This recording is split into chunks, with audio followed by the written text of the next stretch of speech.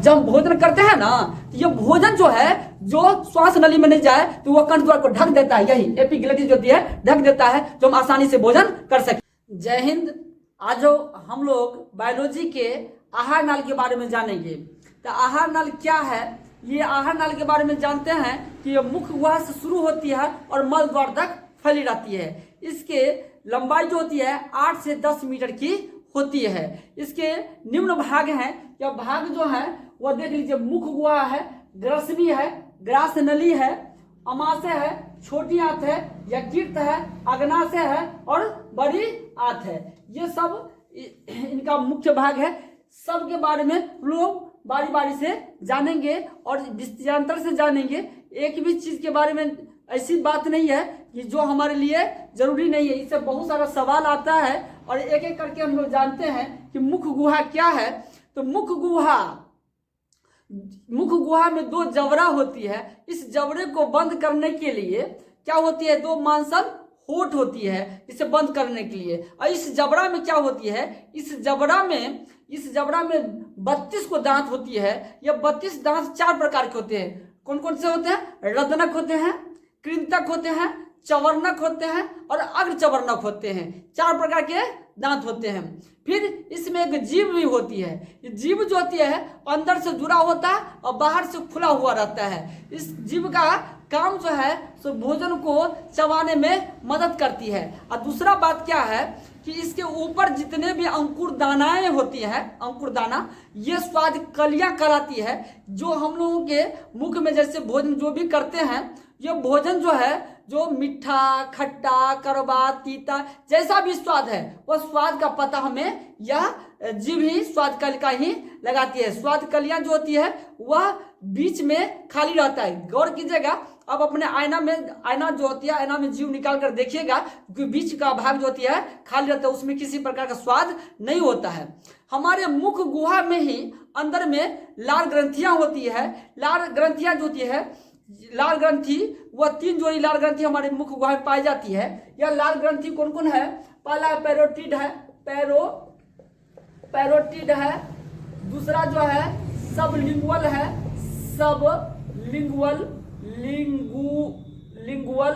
Lingual है। और तीसरा है सब पैरोटिड हो गया, सबलिंगुअल हो गया, सब मेडुबुलर है, सब मेडुबुलर, मेडुबुलर है। ये 3 प्रकार के हैं। और जब यह भोजन जो हमारे लार में सना हुआ भोजन जो होती है, वह जब ग्रास नली में जाती है। अब हम लोग ग्रसनी के बारे में जानेंगे कि क्या है ग्रसनी।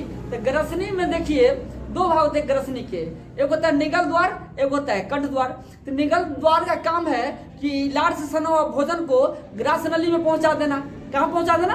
ग्रास नली में। लेकिन ये जो कंठ द्वार का जो काम है, यह कंठ द्वार खुलती है, श्वसन नलिका में खुलती है। कहाँ खुलती है? श्वसन नलिका में खुलती है। यह श्वसन नलिका में खुलती है। तो यह कंठ द्वार के आगे ये पट्टी का बना हुआ एक रचना होती है जिसे एपिग्लोटिस कहते हैं। क्या कहते हैं? एपिग्लोटिस, ग्लोटिस कहते हैं। ये एपिग्लोटिस होती है। यह, और उसके बाद देखिए कंठ द्वार का क्या काम है। जब हम भोजन करते हैं ना, तो ये भोजन जो है जो श्वास नली में नहीं जाए तो वह कंठ द्वार को ढक देता है, यही एपिग्लोटिस जो होती है ढक देता है, जो हम आसानी से भोजन कर सके। अब भोजन ग्रास नली में पहुंचता है। कहाँ पहुंचता है? ग्रास नली में पहुंचता है। तो ग्रास नली के दीवार में एक तरंग उत्पन्न करती है। जब तरंग उत्पन्न करती है तो संकुचन और शीतलन होती है। संकुचन और शीतलन अर्थात सिकुड़ना और फैलना। तो सिकुड़ने और फैलने की क्रिया को ही कर्माकुंचन कहते हैं। इससे होते हुए भोजन धीरे धीरे कहाँ चली जाती है? अमाशय में चली जाती है। कहाँ चली जाती है?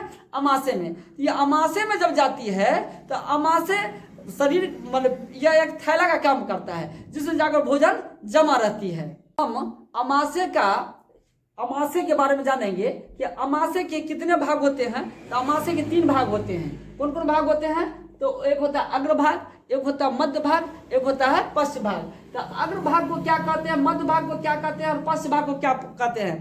तो अग्रभाग को हम लोग कोडियक कहते हैं, कोडियक भाग। मध्य भाग को पुंडरी कहते हैं और पश्च भाग को पैलोरिक भाग कहते हैं। अमाशय के अंदर जो होता है, अंदर की ओर धंसा हुआ स्तंभकार रचना होता है, उस पर एक परत होती है। उस परत का क्या नाम है? एपिथेलियम का परत। एपिथेलियम का परत होता है। एपिथेलियम का परत होता है। किसका परत होता है? एपिथेलियम का परत होता है।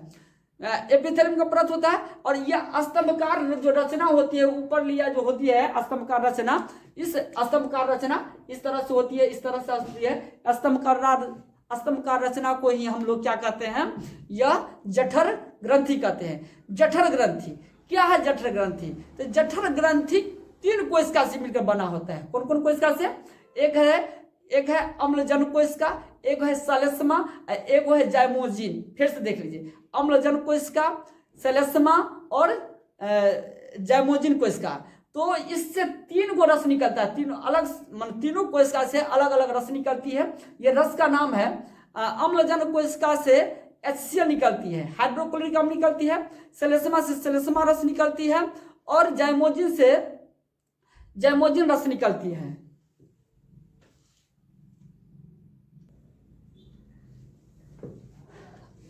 अमाशय ग्रंथि जो होती है, यह जो अंदर की ओर एपिथेलियम का अस्तर जो धंसा होता है, उसे को अमाशय ग्रंथि कहते हैं।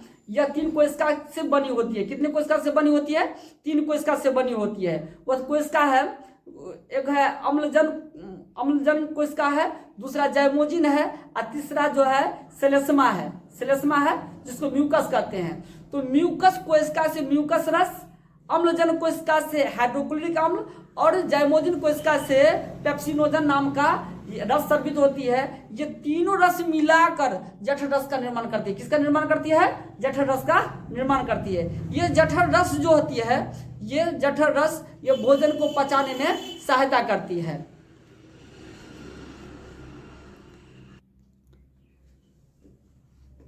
तो हम लोग ये जान लेते हैं कि जठर रस जो है, ये जठर रस क्या कर सकती है। जठर रस में एक हाइड्रोक्लोरिक अम्ल होती है। कौन होती है? हाइड्रोक्लोरिक अम्ल होती है। यह हाइड्रोक्लोरिक अम्ल क्या कर सकती है? यह निष्क्रिय पेप्सिनोजन है। पेप्सिनोजन जो जाइमोजिन से स्रावित हुआ है वो निष्क्रिय है। वह उस पर कार्य करके सक्रिय पेप्सिन में बदल देती है और पेप्सिन जो होती है वह भोजन के साथ आया हुआ प्रोटीन पर कार्य करके प्रोटीन को पेप्टोन में बदल देती है। इससे यह पता चलता है कि प्रोटीन का पाचन भी अमाशय से शुरू होती है। प्रोटीन का पाचन किससे शुरू होती है? अमाशय से। और ये HCl का और काम है कि हमारे भोजन के साथ आए हुए जीवाणु को क्या करता है? नष्ट कर देता है। क्या करता है? नष्ट कर देता है। भोजन के साथ आए हुए जीवाणु को नष्ट कर देता है। फिर क्या करता है कि यह म्यूकस जो है सो जठर ग्रंथि का जो अस्तर होता है उसके दीवार को रक्षा करती है। क्या करती है? रक्षा भी करती है। उसके बाद है कि हम ये बता देते हैं कि प्रतिदिन हमारे अमाशय से 3 लीटर जठर रस स्रावित होती है। कितनी होती है? 3 लीटर जठर रस स्रावित होती है।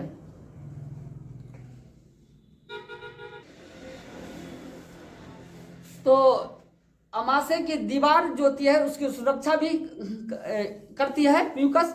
दूसरा है कि अगर एपिथेलियम का अस्तर अंदर की ओर धंसा हुआ है और अत्यधिक अम्ल का स्राव जब स्रावित हो जाती है, अम्ल ज़्यादा स्रावित होती है, तो म्यूकस की मात्रा घट जाती है, म्यूकस की पावर घट जाती है, जिसके कारण उसके स्तंभकार भाग में कहीं कहीं क्या हो जाता है? घाव हो जाता है। इस तरह के घाव को हम लोग कहते हैं पेप्टिक अल्सर कहते हैं। ये अल्सर जो होती है, और ये जो होती है लंबे समय से भूखे रहने वाले व्यक्ति को ऐसा हो सकता है। इसलिए ज़्यादा उपवास करने की जरूरत नहीं है। हमें उतना ही उपवास करना चाहिए जितना हमारे शरीर के लिए लाभदायक हो। और दूसरा है कि दूसरा पाचन जो होती है वसा का भी पाचन हम लोग वसा का पाचन हमारे अमाशय से ही शुरू होती है। यह किसके द्वारा होती है? गैस्ट्रिक लाइपेज के द्वारा। वसा का पाचन किसके द्वारा होती है? वसा का पाचन किसके द्वारा होती है? किसके द्वारा होती है? तो गैस्ट्रिक लाइपेज के द्वारा। गैस्ट्रिक लाइपेज के द्वारा होती है। तो गैस्ट्रिक लाइपेज करती क्या है, वसा को खंडित करके वसा अम्ल और ग्लिसरॉल में बदल जाती है और हमारा भोजन गाढ़ा लोई के रूप में हो जाता है। कैसा हो जाता है, गाढ़ा लोई के रूप में हो जाती है। ये गाढ़ा लोई जो होती है ना, वह कायम कहलाती है। क्या कहलाती है, कायम। ये कायम जो है सो अमाशय का सबसे पिछला भाग जो होता है, इसको पाइलोरिक भाग कहते हैं। उस पाइलोरिक भाग से होते हुए छोटी आंत के पहला भाग, छोटी आंत के 3 भाग हैं, ग्रहणी, जेजुनम और इलियम। ग्रहणी, जेजुनम और इलियम। तो ग्रहणी के पहला भाग ग्रहणी है, उसमें प्रवेश करती है। लेकिन जब कायम पहुंचती है तो कायम तो अम्लीय रहती है। तो इस अम्लीय को क्षारीय बनाने के लिए पित्त रस से एक नली निकलती है और उसमें मिल जाती है, और अग्नाशय से भी एक नली निकलती है और उसमें पहुंच जाती है। पित्त जो है, पित्त उस अम्ल को कायम जो है अम्लीय, उसको क्षारीय में बदल देती है, जिससे भोजन में उपस्थित चीनी की मात्रा को नियंत्रित करने के लिए इंसुलिन जो होती है अग्नाशय से इंसुलिन स्रावित होती है, जो इंसुलिन वहां पर जाकर उसको क्या करती है, नियंत्रित करती है। फिर जेजुनम का उतना ज्यादा कार्य नहीं है, लेकिन छोटी आंत का सबसे बड़ा भाग जो होती है, सबसे ज्यादा विस्तृत क्षेत्र में फैला हुआ है, वह इलियम है। इलियम में जैसे भोजन जाता है तो भोजन का पूर्ण पाचन भी होती है और अवशोषण भी होती है। पूर्ण पाचन कहाँ होती है, छोटी आंत के इलियम में होती है। पाचन भी होती है और अवशोषण भी होती है। फिर क्या होती है, यह छोटी आंत में जो होती है अमाशय रस, अग्नाशय रस, पित्त रस और ये आंत रस मिलकर क्या करती है, उसको खंडित कर करके पाइसीकरण करके वह खंडित होकर इतना पतला होता है कि वह पानी की तरह हो जाता है, जो चायल कहलाता है। क्या कहलाता है, चायल। ये जो होता है रक्त जालिका के द्वारा उसी छोटी आंत के इलियम में रक्त जालिका होती है, जिसके द्वारा वह क्या हो जाती है, अवशोषित हो जाती है।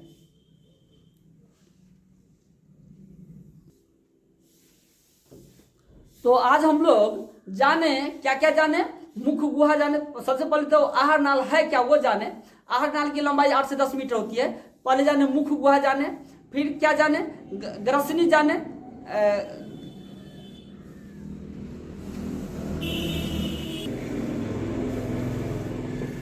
तो ग्रसनी 2 भाग होते हैं ग्रसनी के।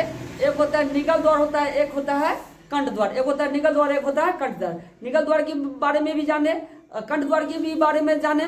उसके बाद भोजन क्या होता है, ससरता हुआ ग्रसनी से होते हुए अमाशय में गया। अमाशय के 3 भाग हम लोग जाने। एक कौन भाग जाने, एक तो जाने कि सबसे पहला भाग है वह कोडियक भाग है, मध्य भाग को कुंडली कहते हैं और पश्चिम भाग को क्या कहते हैं, पाइलोरिक भाग कहते हैं। फिर क्या होती है कि अमाशय की जो अंदर जो होती है धंसा हुआ दीवार होती है, उस पर एक परत होती है जो एपिथेलियम का अस्तर बनी होती है। वह धंसा हुआ एपिथेलियम का अस्तर जो अंदर की ओर धंसा होता है, उसे हम लोग अमाशय ग्रंथि भी कहते हैं। इससे 3 प्रकार के, कितने प्रकार के, 3 प्रकार के कोशिका से बना होता है। 3 प्रकार की कोशिका के भी बारे में जाने। इस तरह से हम लोग भोजन का पूर्ण पाचन और अवशोषण, भोजन का पूर्ण पाचन और अवशोषण छोटी आंत में होती है, लेकिन वसा और प्रोटीन का पाचन कहाँ से शुरू होती है, वह हमारे अमाशय से शुरू होती है। लेकिन सवाल अगर ऐसा आ जाए कि भोजन का पाचन कहाँ से शुरू होती है, तो मुख्य गुहा से शुरू होती है। कहाँ से शुरू होती है, मुख्य गुहा से होती है। अंत कहाँ होती है, तो छोटी आंत में होती है। छोटी आंत के किस भाग में होती है, तो छोटी भाग के इलियम में होती है। कहाँ होती है, इलियम होते हैं। इस तरह से हम लोग यहाँ तक पढ़ लिए हैं, और फिर इसका अगला वीडियो जो है हम बहुत जल्द आपके सामने में आएंगे।